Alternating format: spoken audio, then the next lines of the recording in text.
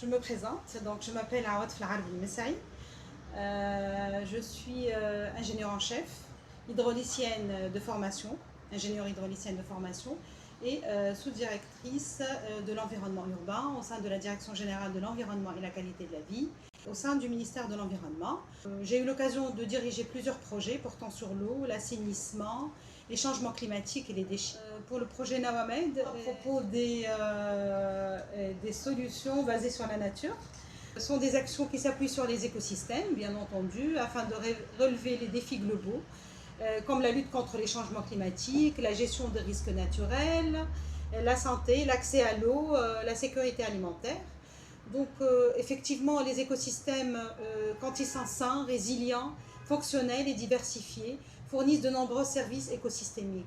Donc les eaux non conventionnelles, il y a deux types. Donc il y a que ce soit les eaux usées traitées et les eaux de drainage. Donc quand on parle des eaux usées traitées par exemple, cette réutilisation est sujette à différentes barrières.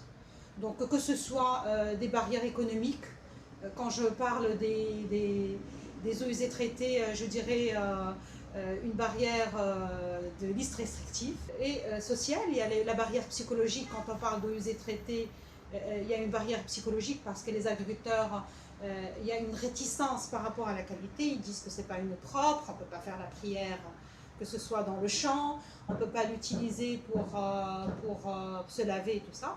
Donc pour eux, c'est une barrière aussi psychologique. Donc pour contrecarrer ces limites, et peut-être là je vais focaliser sur un petit peu les eaux usées traitées, je pense qu'on doit avoir une bonne qualité des eaux non conventionnelles. Aujourd'hui on a un parc de 122 stations d'épuration qui donne l'équivalent d'un grand barrage de 174 millions de mètres cubes, c'est l'équivalent d'un grand barrage, et qui ne sont pas impactés par les changements climatiques. Donc, dans une perspective de rareté croissante des eaux non conventionnelles, les eaux usées traitées constituent, après un traitement approprié, une ressource permettant d'accroître substantiellement, c'est-à-dire les ressources en eau disponibles, et favoriser le développement dans des zones assoiffées. Et l'exploitation des eaux usées traitées figure parmi les orientations aussi de la stratégie nationale de mobilisation.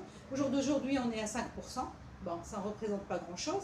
Bon, pour les parties prenantes qui agissent dans le domaine de la réutilisation, il y a différentes parties prenantes. Il y a le ministère de l'Agriculture, le ministère de l'Environnement, donc à travers l'ONAS, qui est le producteur de l'eau usée traitée. La DGQV, là où je travaille, donc nous menons toutes les études stratégiques. La LPE, donc pour la partie contrôle et pour la partie étude d'impact sur l'environnement, parce qu'un périmètre irrigué est sujet à une étude d'impact. Le ministère de l'Agriculture à travers tous les CRDA et la DGGRE. Le ministère de la Santé, donc à travers la DHMPE, et le contrôle, le contrôle de la qualité et le contrôle des périmètres irrigués.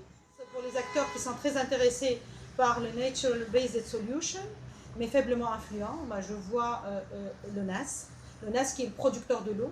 Donc ça peut être intéressé effectivement pour un petit peu utiliser cette ressource en eau qui est là, qui n'est pas impactée par les changements climatiques, mais qui peut ne pas avoir beaucoup d'influence.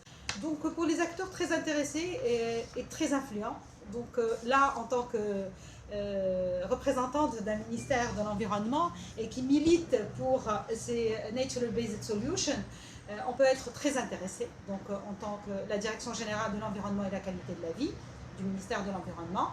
Et très influent, bon, on va essayer aussi d'être très influent parce qu'autour de ces écosystèmes-là et ces solutions-là, on va encore travailler. J'ai des collègues aussi qui travaillent là-dessus pour chiffrer un petit peu ces services qui sont rendus par les écosystèmes.